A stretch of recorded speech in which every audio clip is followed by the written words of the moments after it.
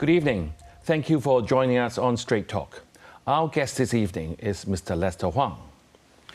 Mr. Huang has served the Hong Kong Federation of Youth Groups for over 25 years, 8 of those as its president, and being the only person in its history to have 2 presidential terms. He is a solicitor by profession and was a past president of the Law Society of Hong Kong and admitted to the Roll of Honour in 2021. Mr. Huang is also the chairman of the Council of the City University of Hong Kong and has held various government appointments, as well as being a steward of the Hong Kong Jockey Club. He clearly has a passion for the youth, and we are going to ask Mr. Huang if he thinks our government is engaging our youth effectively. Welcome, Lester. Thank you, Eugene. Thank you very much for coming. And we often talk about youth, and we had the Secretary for Home and Youth Affairs, Miss Alice Mack, here earlier this year, and she told us if you count them up to age of 39, which is the mid-age for most people, we have a population of nearly like 2 million people that we have to look after. So how would you classify what we're going to talk about in this evening about the youth? I think youth, of course, is a transition stage. You're transitioning a person from being a child into an adult. And when we mean adult, it's not just an age or a number. It's really bringing this person so that he or she can contribute to society independently, can manage problems, can manage his own finance, and bring up his own family, his or her own family. So it's a process that is that takes a whole scheme that you don't just attain this status by reaching a chronological age. You're looking at developing this person into a responsible citizen. Right, when you're talking about up to 2 million population is a huge population, I mean, a huge sector of Hong Kong, nearly 1/3 or even a bit more. So, in general, I mean, you have been involved in youth work for quite a number of years. If I ask a general question, are our youth happy? What will you answer to me? Well, I think that we can look at some data on this front because the Hong Kong Federation of Youth Groups has been doing youth trend surveys for over a decade now. And what we saw in the last survey, which was done in 2021, shows that the kids were not very happy. I can't use the word kids. The youth were not very happy. I think that generally in Hong Kong, people were not very happy in 2021 because of COVID. There was a lot of many restrictions on our lifestyle, lockdowns and so on. But for young people in particular, they were really suffering from not being able to express themselves through their activities, and they found it very difficult to contribute to society as well. Right. So when we always want to say we want to nurture the youth, we want to guide them, so what are our aims? Is it as simple as you said, it's a good transitional to adulthood, that they can be acting independently and responsibly? Is that as simple? Well, I think, when we say we want someone to become an independent contributing citizen, every person has to have their own dreams. Right. And so enabling young people to realize their dreams is equally important. Yeah. And I think that when they look at the whole environment, they have many, many challenges. And helping them overcome these personal challenges is also very important. So the Youth Development Blueprint recognizes these challenges, right? And I think that from a policy perspective, it's on the right track. Right. I think that there may be some things that the government can do better still. Yeah, yeah. But we'll get into that later on. Yeah, Lester, when you talk about dreams, it kind of let me think about when President Xi was here. He actually saying that the 4 areas that he has identified, such as education, employment, entrepreneurship, or even setting up their own home. I mean, would you call these the dreams of our young people? Are we too generalized on those, just 4 of them? Well, I think that's a part of it.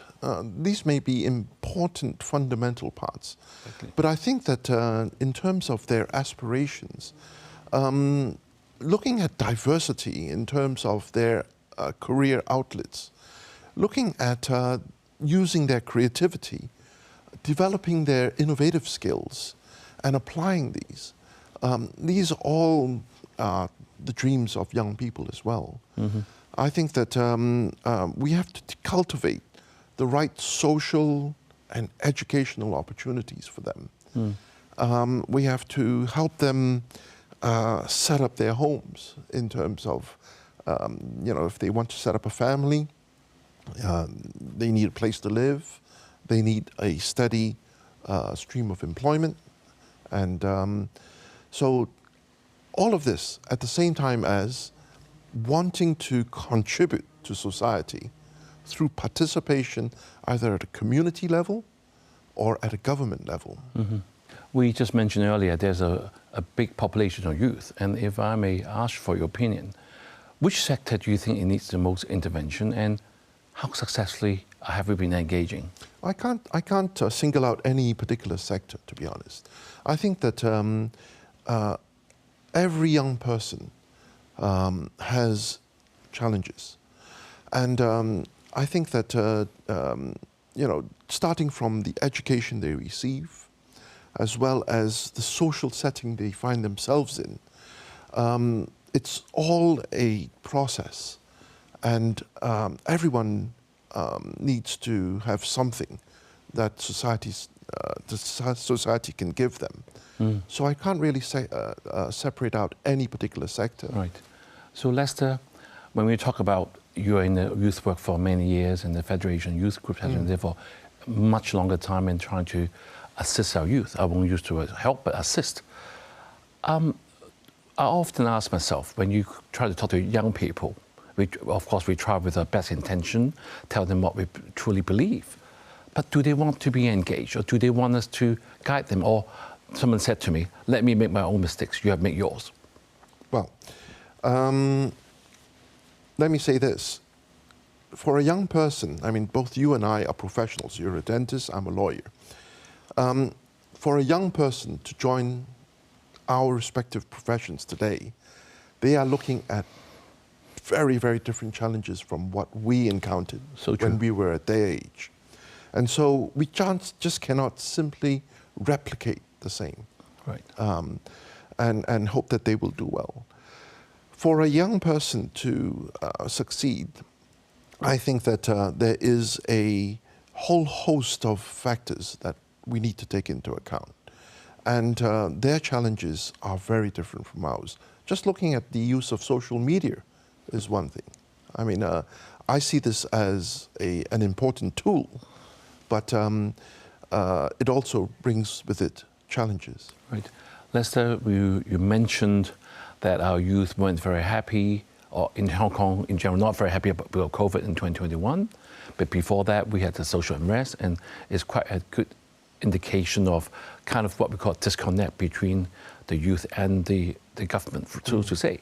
So do you think the current government, the new term of government, has anything been changed between them and the youth? I think that, as I say, the Federation of Youth Groups, we do surveys every few years.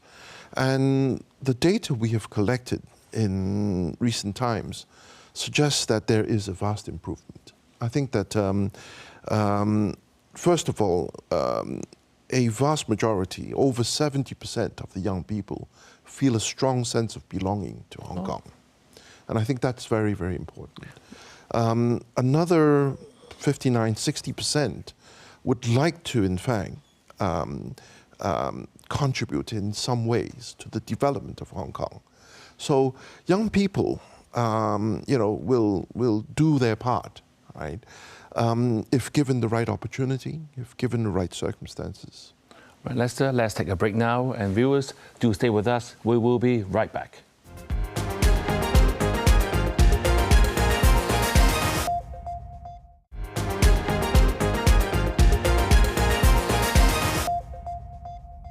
Thank you for staying with us. Lester Huang, the former president of Hong Kong Federation Youth Groups, is with us. And we have been talking about if our government is engaging our youth effectively.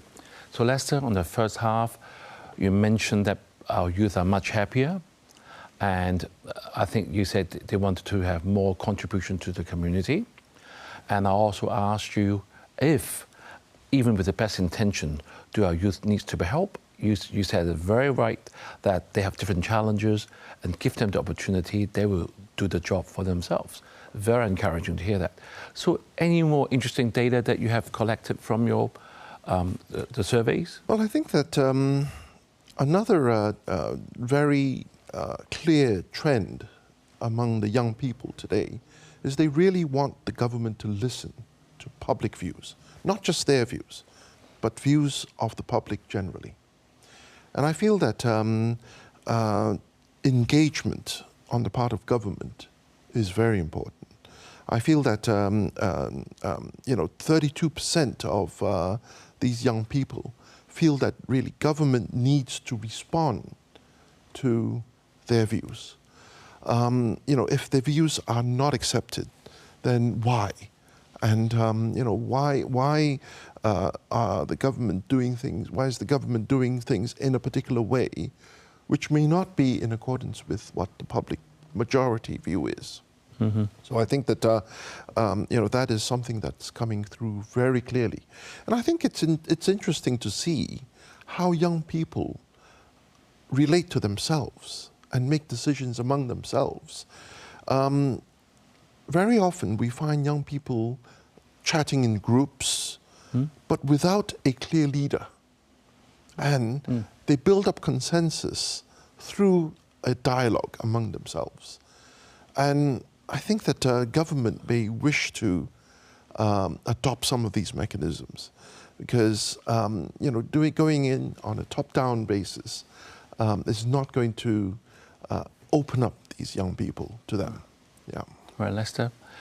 I mean, it's very. Actually, as a host, I'm very excited to listen to your views as well. I mean, you said it so truly. I mean, the youth are actually leading themselves in their own way, but if you talk to, in general, the community will say our youth has issues, we got to guide them, we got to make sure they do this, got to do that. We listen to that all the time. But do you see this phenomenon in general is applicable worldwide at the moment? Because it looks like the young people have, because of the advent of technology, social media, they do have a very different perspectives in life. So do you think Hong Kong is any different to the rest of the world? Or are we leading the world? I think young people are very common the world over. And I think that, of course, in different cultural settings, they have different challenges.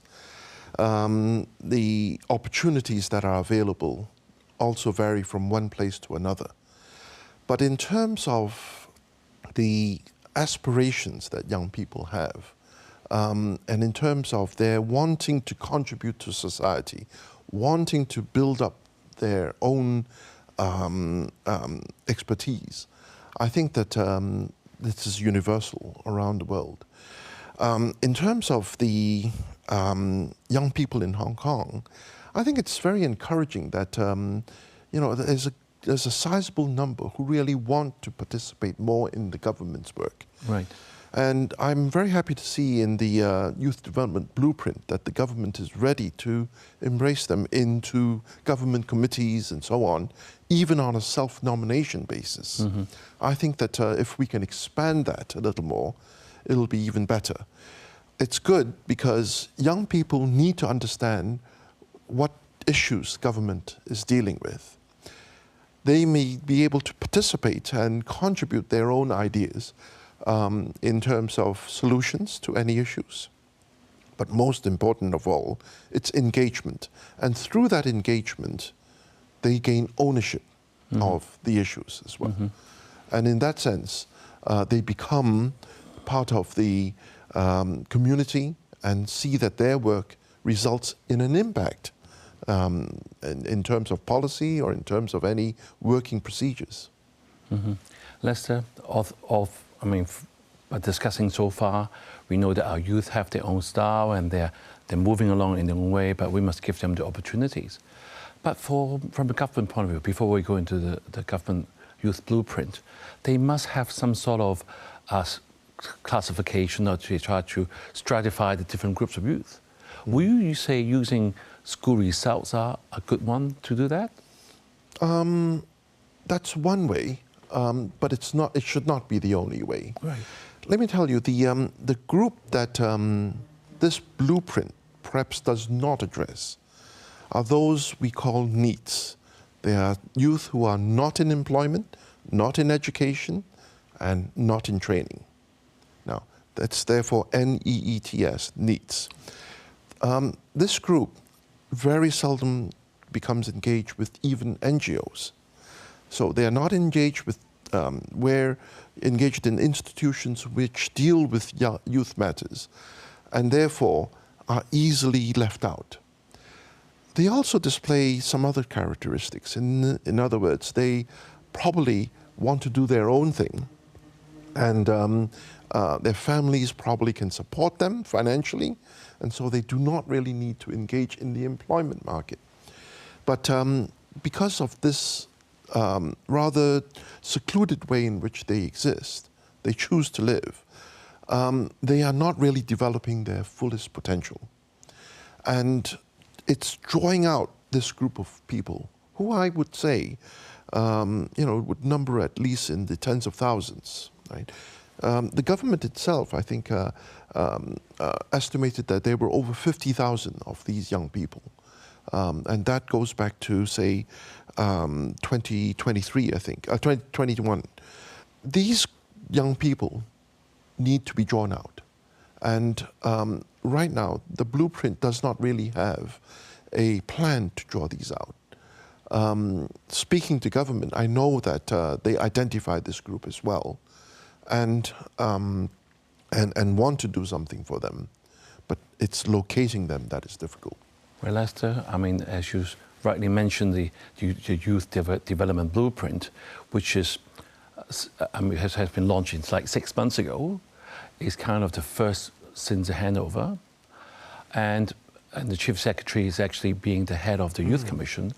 All that shows our government places a very high emphasis on the youth group.